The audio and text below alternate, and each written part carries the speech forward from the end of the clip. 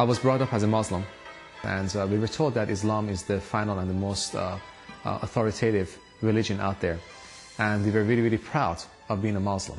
So from a young age, I remember we were told to, and we were taught to read the Quran. We were told that we were supposed to rehearse it, and we were supposed to memorize the verses. So from a young age, we were all exposed to a community and a society that was predominantly Islamic. And we learned about the laws, the Sharia, the rules, the do's and the don'ts. And it became second nature for us to just basically follow it. So whenever we were dealing with people who are non-Muslim, we were always told, and the society always had this notion that we have to look down upon them because they are not exactly perfect, because they do not have what we have. And of course, as a good Muslim, we're supposed to basically tell them that they should convert from their belief into Islam and come into the brotherhood of Islam. But again, that was what we were brought up with, that it is the final authority. Allah was a very vengeful God, that we all had to fear Allah. And if we did not obey Allah and Allah's many rules, then we were surely to be struck down, either by man or by God Himself. And we always had the fear of afterlife, that if we did not obey Allah and Allah's rules and the Prophet's rules, then for sure we will end up in hell. I remember my early teen years, I was introduced to different cultures because of traveling. And we came across different religions, predominantly Christians, and also Jews. And I started being curious because I was always told that they're forbidden. It's like the forbidden apple, the forbidden fruit of the tree that you're not supposed to touch. And that's a major sin. But I was very, very much encouraged in a way. Like deep inside there was a voice. There was a notion that told me that there's something that is special about these people that is contradictory to the belief that I had and I was told to have. These people were curiously loving. And it was really amazing because a true Christian, somebody who truly believed in their faith, they were practically blameless. And their God was blameless. And their belief was blameless. That was interesting to me.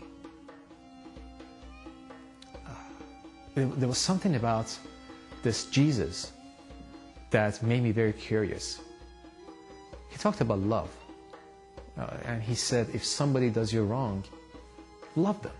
Now that is totally in contradiction to what I was told and to the religion that I was brought up with and I believed in with every fiber of my being.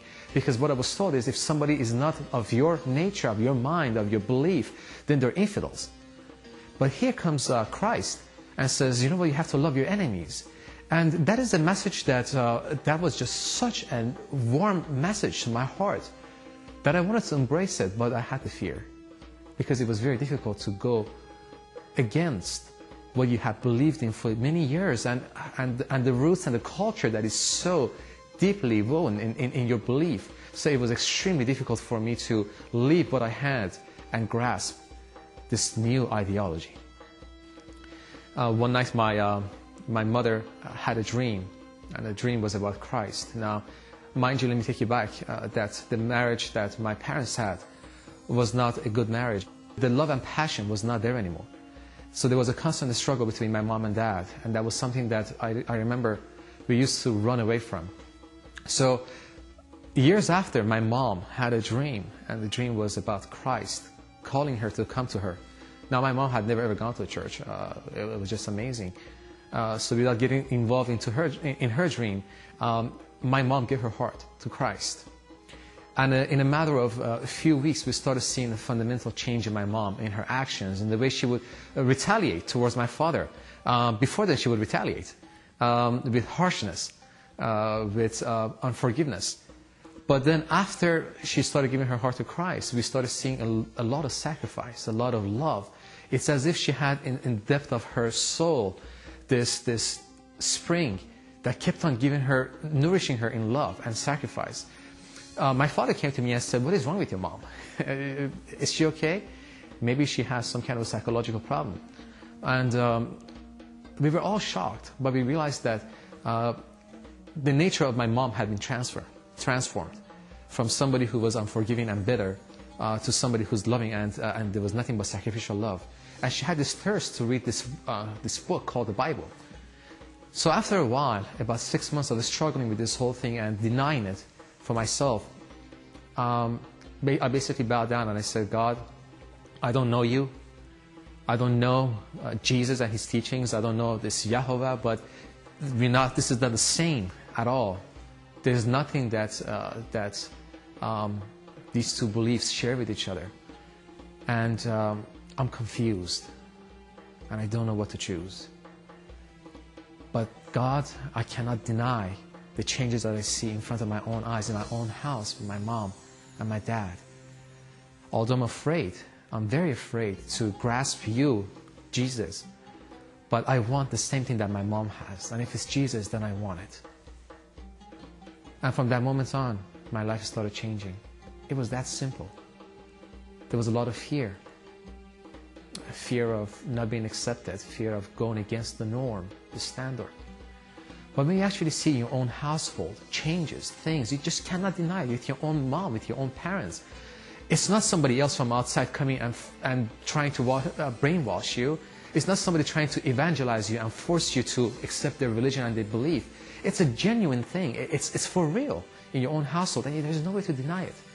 That's something that I wanted. And that's something that changed my family and my life. Well, what do I mean when I say change my life? Although I was a Muslim and I knew better what the laws are, but just like many other Muslims, I did not follow it. I only applied it to me when it served my purpose. What do I mean? I don't mean with any disrespect to any other Muslim, but at least for me, I know that I used to do my clubbing as a young man. I used to be involved in a relationship, have a girlfriend. I used to drink alcohol. And these are all things that although Islam says is a no-no, but the majority of the Muslims don't even follow that. I know many Muslims from many different cultures that had girlfriends and drank together and went clubbing. But at the same time, when it was time to fast, they will also fast. So it seemed to be a convenient thing for us to just go into whenever we wanted to. So I was not involved in anything bad, really. Thank God I was never involved in any drugs or anything like that. But I knew that certain fundamental things in my life started changing, such as the view that I had about women, that they were not just an object anymore, that I had to wait and I had to save myself for the one that God had for me. So I immediately changed my lifestyle. I stopped going clubbing. I stopped hanging out with my friends. I decided to basically cleanse my life and not to contradict myself. I just did not want to live a certain lifestyle, and then whenever it was convenient for me, tap into my religious cloak and say, "No, I'm a religious man." I needed to be genuine. And I remember reading the Bible, and Jesus talked about the Pharisees and said, these guys are religious people who are so pretentious. They pretend to be something else, but they're something else in nature. And I realized that religion altogether makes us be pretentious people. It serves our purpose. But what Jesus was talking about was not being pretentious, was being genuine. So it changed my lifestyle. My values changed. I stopped those relationships. I stopped even lying, because we know that sometimes even small white lies, we call them, could help. Even the small little things I decided to put aside. And those are the things that slowly but surely started giving me a new identity, a new meaning, a new goal. It fulfilled me. When we talk about understanding different religions other than Islam, it becomes a very difficult choice for many Muslims. So a message that I have for my beloved Muslim friends and family and those who are watching this program is this, that when we hear about different religions, especially Christianity, all of a sudden the walls of doubt go up. We need to differentiate and see, are we afraid of the notion of Christianity because we were told to be afraid? Or are we afraid because we truly don't understand it. I just would like to encourage them to pick up the Bible and read it. Be objective. By reading it, see if it's something that you truly understand. And if it's not something that you don't believe in, then that is fine. At least you have made an educated decision. But for us to make a decision based on what we were told, or based on fear, or based on the standards that was forced upon us, it allows us to not be free people. And it allows us to be in bondage of our own thoughts and ideology. And when we are in bondage and prisoners to our own thoughts, then at that time we become prisoners to other cultures and other people, and we never see ourselves as free people. When I found Christ, I realized that all those doubts, all those fears, all those angers, that was a heart issue. Jesus looks at our heart and He says, I want your heart. And in a heart that is dedicated to God, there cannot be any fear, there cannot be any anger, there cannot be any hatred. Because if Christ accepted me just the way I was, somebody who was a wretched man, somebody who did not like others and stuck to his own belief, if He accepted me with such an open arm, then how much more do I need to accept others? It is not a matter of politics, it's not a matter of religious differences, it's a matter of heart.